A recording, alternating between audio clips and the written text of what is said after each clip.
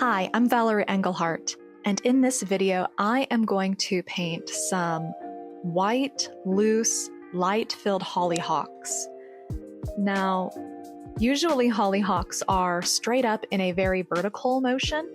I'm painting these ones in a landscape format or horizontally because when I saw these hollyhocks at the waterfront park down by the lighthouse where I live, they had become so heavy on top that it had started to fall over, and I thought, oh, that's really interesting. These hollyhocks aren't standing the way they should. And with the beautiful summer light, I decided to snap a picture and then just wait for the time when I felt like painting them, which is the middle of winter. So I usually don't paint with my flat brush, especially not flowers, because flowers are usually very round and organic, but this time I felt like carving the outside. And so what I did is I applied paint in a bit of a jagged circle and then bled or diffused the paint away. And most of the painting was negative. Now, to bring those folds into the petals, I dragged my wet brush so that it would touch that outside pigment and let it bleed into the petals, thus creating a very soft crease. Now, I like to work with a limited palette. This painting will only have two colors, Rockwell Canada Peach Fairy, which will be the majority of the piece, that's the pink color, and Daniel Smith Quinacridone Gold, because I wanted to add a little bit of sunlight into the painting and warm it up a bit. So right now I'm just focusing on my main flower. Now I want to keep some lost and found edges, so that means you can see the edge of some of the petals, almost like you could draw a pencil line there. But some of the petal has just disappeared into the white of the paper. Now I'm going down and I'm carving out my second flower on the hollyhock stalk. Ooh, try and say that 5 times fast. I don't think I'm going to. But I did go in and once again, just carving around the flower and then going in with a clean, wet brush to move the pigment away from my white flower.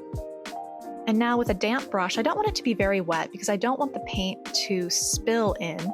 I want it to be a soft diffusion, so I had tapped my brush to get off excess moisture on the paper towel, and then have gone in, dragging the paint from the outside of my flower and bringing it inwards. The reason I'm using that technique is I really want to demonstrate visually just how soft and delicate, yet ruffled, those petals were. I'm going in because the center of the flower is going to be the darkest part, and so I'm just dropping in some pigment. That lower one ended up with a little too much, so I'm just lifting some of it away. Time to work on the third flower. And I'm trying to figure out exactly how I want to place it. This one is not as important as my focal point flower, which normally you don't really want in the middle of a painting, but it's not smack dab in the middle. It is in that upper third. So I'm okay with it. Plus, I can always crop things down later if I want to. So same technique as before. Carve out the outside of the petal and then bleed the paint away. And I want the direction of my brush strokes to primarily be in that diagonal motion from the upper left portion of the painting to the lower right. That just gives it a consistent set of movement. Yeah, that totally made sense. Now, I'm once again doing that drag the pigment into the petal to create a shadow, but what I want to really point out here is take a look at these 3 flowers. Each of them is connected to that main center flower where you can't really see where one flower starts and the other one stops. And that is a lost edge. And in this case, it adds to that dreamy, ethereal, let the viewer work it out sort of a method. I don't know what the word is. I was going somewhere with all of those beautiful prose only to fall flat on the end. But there was another blossom behind all of these, and I do want to pull that in So same technique as before, wash and repeat. But I do like that quinacridone gold is lighting up that back flower, just really illustrating that summer sunlight. One of the great things about working with a limited palette is I'm not so worried about what color do I put where. I'm really focused on shapes and values. So right now I'm just putting in the stalk. It is important to demonstrate that it is a hollyhock, and hollyhocks do grow on these big stalks. I do plan to put in a couple of buds, but they aren't the star of the show, so I'm really only going to put them on the left side of the plant. I decide to omit any of the leaves or buds in the right portion of my photograph. And that's a great thing about art is I have a photograph. It's a fine photograph, but my art does not need to be a copy of the photograph. It's just there as reference and to remind me about how those flowers looked on that sunny day. Hi, Valerie here. I just wanted to pop in real quick and ask, do you want to paint with bold, vibrant watercolor? Well, I teach you how to paint this beautiful, dare I say, elegant elephant using bright tube paints and lovely texture effects. Just go down to the link below, and it doesn't cost any money. Sign up and you get a free watercolor lesson along with the line art so you can follow along. Okay, back to the video. And welcome back. So at this point, the painting has dried, and I like for my paintings to dry naturally. That way, any sort of texture effects or cauliflower marks happen naturally. Plus, if I take a blow dryer to things, sometimes I push paint around too much.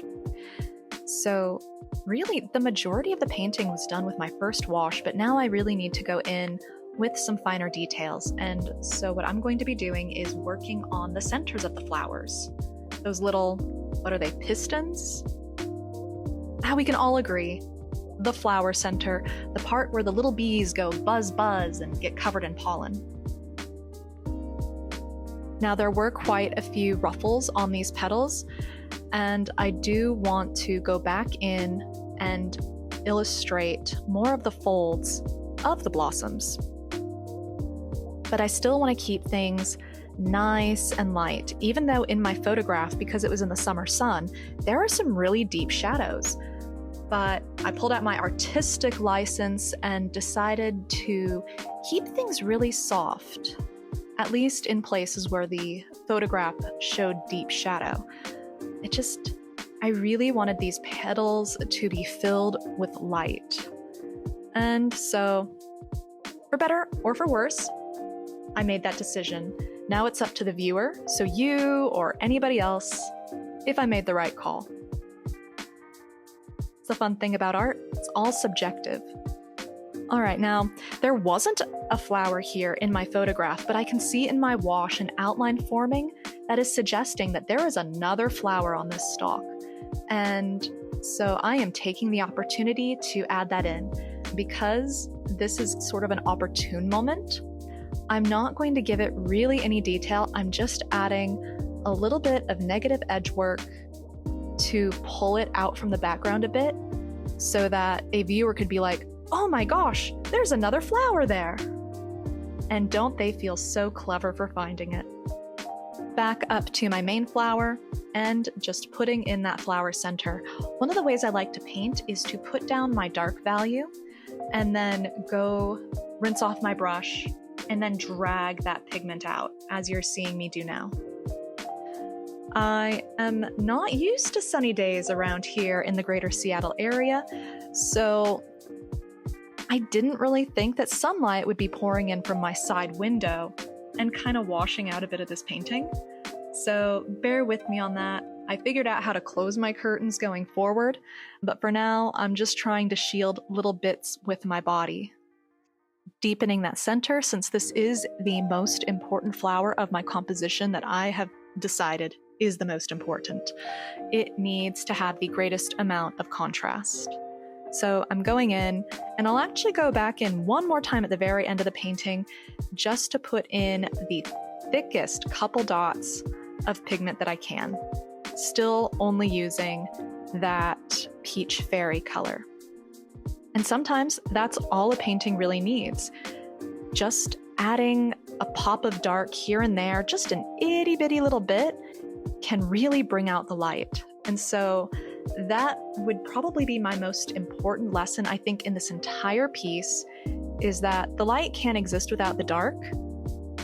But be strategic, and if you're looking for a light, airy painting, just pop in a few darks, really nice and deep. And more of the rinse and repeat. Paint some wrinkles on the petals, and then going in with a clean brush and softening and diffusing the paint. Now I'm creating just a little more separation between the flower in the front and that one that's kind of hiding in the back. I lay down a very watery splotch of the Quinacridone gold and then dotted in the peach fairy so that it fuses out. I don't want it to be a very hard line because I do want it to disappear into the background. Now I'm just darkening the stalk behind one of the flowers to illustrate where it is in space. I also thought that it was diffusing a little too much. I wanted to give it a little more solidity, a little more substance. But I'm gonna keep the stalk on the other side nice, soft, diffused. After all, I'm pretty sure the viewer can figure out that that's a stalk. But it is nice to add some darks in some areas to bring extra form and extra interest, like I'm now doing with this center flower. Just a couple little lines, bleed it out.